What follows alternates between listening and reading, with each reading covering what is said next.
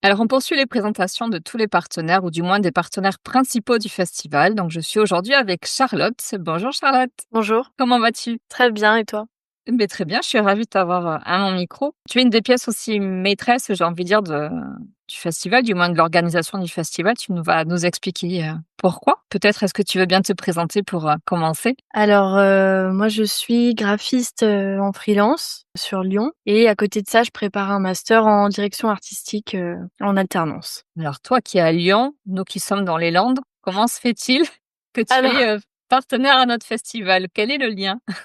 en fait, c'est qu'à la base, moi je suis dans une association qui est partenaire avec le festival, l'association Déjà Vu, donc qui a pour but d'éco-concevoir les expos, et les événements temporaires, dans ce type et donc moi je connais, surtout Amy qui fait partie de cette association et qui, m'a contactée, du coup parce elle a déménagé dans les Landes donc ça y est, ça fait du lien dans toute la France maintenant.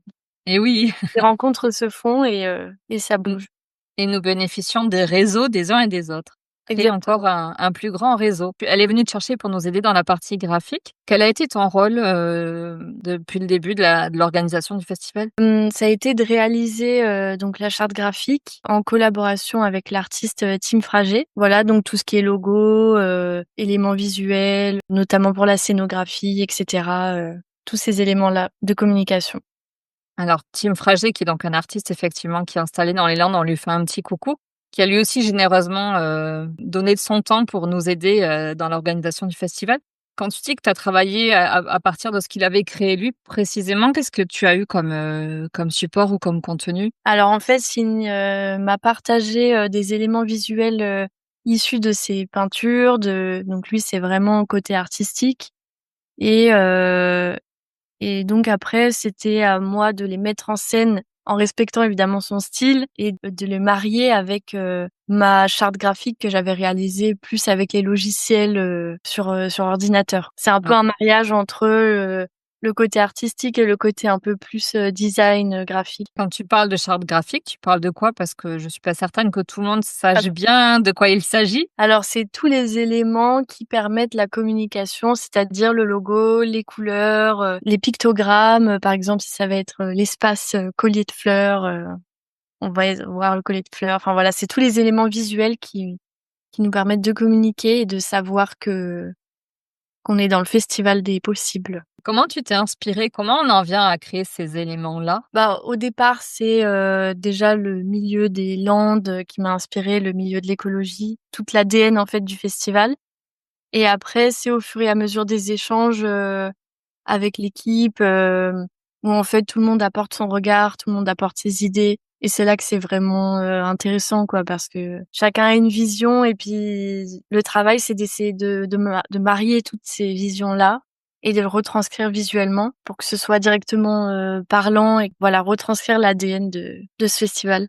Oui, comme si juste en regardant les éléments visuels, on pouvait comprendre la dynamique, l'état d'esprit, les valeurs, la philosophie. Notamment, il y a beaucoup de partenaires aussi, il y a beaucoup de monde, de multiples casquettes et donc plein d'identités à marier, quoi. Alors il y a une boule à facettes, il y a un surfeur, il y a quoi d'autre sur alors par exemple, je fais référence par exemple à l'affiche que tu as donc, créée de bout en bout, je me trompe pas? Oui, oui. Quand on regarde l'affiche, effectivement, il y a pas mal d'informations et d'éléments qui reprennent, les grandes lignes, en fait, directrices du festival, de notre programme. C'est ça, un peu, bah, toutes les activités qui seront présentes, il y a cette notion un peu de collage, un peu DIY, qui est là aussi, bah, voilà, pour montrer que tout le monde mettra un peu sa main à la pâte et puis que ce sera, voilà, vraiment divers et varié. Donc j'ai essayé de mettre, voilà, tous ces côtés-là du festival, en avant.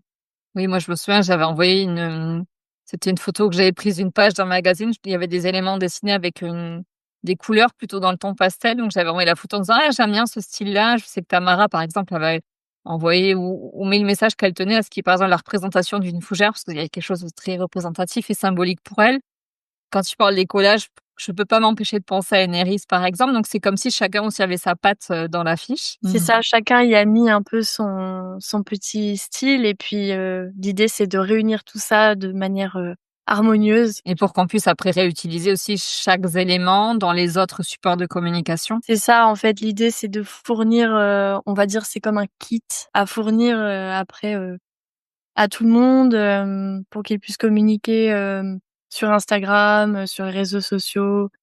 En fait, qu'ils puissent avoir, tous les éléments si eux veulent communiquer de leur côté, Oui, et quand on voit les éléments ou les publications, dans l'idée, il faut qu'immédiatement on pense festival des possibles. En fait, il faut qu'on c'est puisse ça, s'identifier immédiatement et pas le confondre avec un autre événement où il faut vraiment que ce soit, reconnaissable, c'est ça.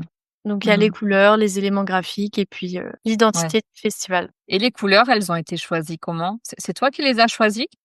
Comment Alors ça oui, ça a beaucoup bougé au départ, moi je me suis inspirée vraiment des éléments, des Landes. Enfin voilà, le soleil, les forêts, c'est les forêts de pins il me semble, non? Oui, Donc j'ai même principalement, oui. cherché Mmh. la couleur, des forêts de pins, quel est le ton de vert et en fait de là, on a voulu s'inspirer aussi des festivals de musique. Donc là, c'est d'autres tons de couleurs. En fait, c'est plein d'inspirations différentes qui font que tout dérive et à la fin, on se retrouve avec, une vraie ADN, originale, on va dire, qui ne représente pas que les Landes, mais vraiment tous les éléments du festival en Et ça va aussi jusque dans le choix c'est de la police? Non, la typologie plutôt des lettres?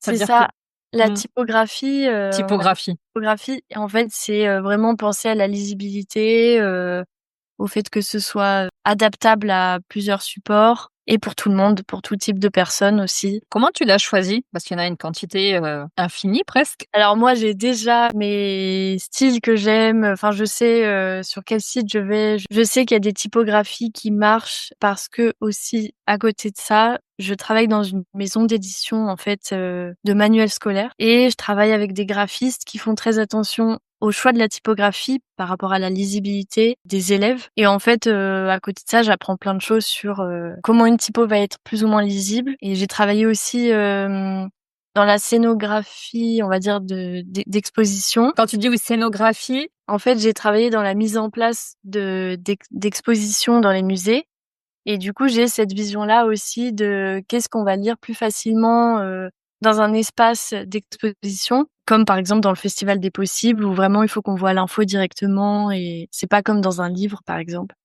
Donc tout ça, c'est des sujets, qui m'amènent à choisir des typographies, des styles d'écriture en fonction des projets. qu'est-ce qui t'a donné envie de t'associer au projet? Parce qu'on va le rappeler, le préciser, tu interviens bénévolement et volontairement, c'est-à-dire que tu as donné de ton temps gratuitement pour ce projet, dans un temps record parce qu'on était aussi contraintes, par le temps. Donc qu'est-ce qui t'a fait dire oui? Et ben, déjà, je me sentais concernée par le sujet, déjà qui m'intéresse, les valeurs que je partage avec, déjà le festival. Je sais que c'est le genre de projet, on a peu, voire pas de moyens mais on a besoin de ce genre d'action, de ce genre de personnes qui se mobilisent et faut que ça touche et que ce soit visible et donc les éléments de communication, enfin la communication est importante.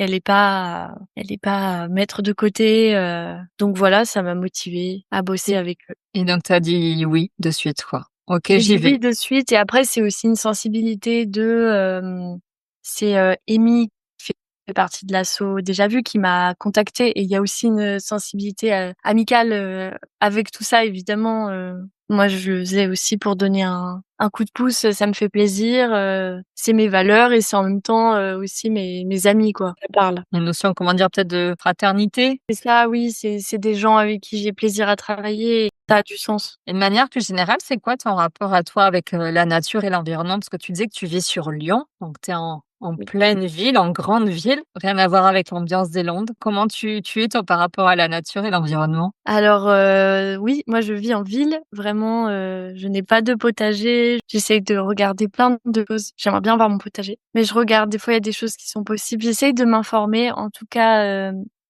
dans la vie de tous les jours, de toute manière, pas besoin d'avoir un potager. Juste, c'est dans ma manière aussi d'être, je pense que déjà mon rapport avec la nature, c'est de me sentir inclus dedans et de pas me dire: «Il y a moi et la nature, je suis dedans». Je pense que des fois, c'est un peu l'erreur. Il faut protéger la nature. En fait, on en fait partie, donc c'est nous. Donc c'est Donc dans ta manière de considérer les choses, je sais. déjà, ouais, premièrement et puis aussi d'être avec les gens. Je pense que le 1er de l'écologie, c'est aussi de bien se comporter, bah, avec tout le monde, d'aller au marché, d'être à la rencontre avec les gens, de partager. C'est d'être bien avec les autres et avec soi. Ça commence déjà par là.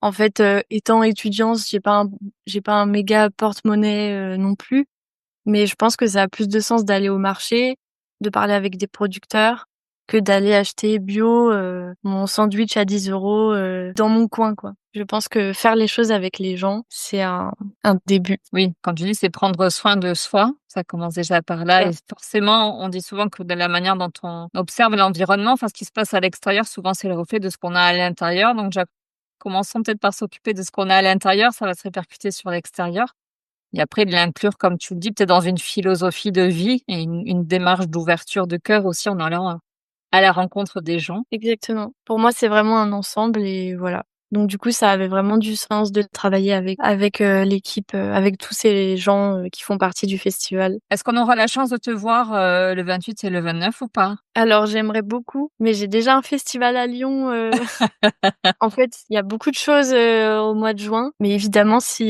j'ai l'occasion, j'y passerai. C'est pas la porte à côté non plus. Non, mais peut-être sinon l'année prochaine, s'il y a un autre Oui, événement, avec grand avec plaisir. joie. Peut-être pour terminer, est-ce que tu aurais un message à transmettre? Et bien, je pense de continuer à faire plein de choses, avec plein de gens différents, de mélanger un peu les casquettes, de mélanger les univers, c'est toujours bien et en fait, le bénévolat, ben, ça permet aussi de faire des rencontres qui peuvent plus tard, se transformer, en d'autres choses donc il faut jamais être, je pense, craintif de tout ça. Ça porte toujours ses fruits quelque part. C'est ce Voilà. qu'on dit: «Donne et tu recevras». Peut-être que ce Exact. sera en différé, mais Sans faire les bisounours évidemment et on sait tous que voilà, c'est pas toujours facile mais ça rapporte. humainement déjà de ce que tu décris et Oui, ensuite, c'est que du plus quoi, que du bonus. c'est ça. Merci Charlotte Ben, merci à toi. et puis, beh, écoute, tu seras la bienvenue. En tout cas, tu es la bienvenue, par chez nous. Si tu ne connais pas encore bien la région, on Oui, ça t'ouvre m'a les bien bras. donné envie. Mmh. Peut-être qu'un jour j'irai surfer, à Hossegor. Mais oui, pourquoi C'est un pas. peu mon fantasme. Merci. Merci à toi.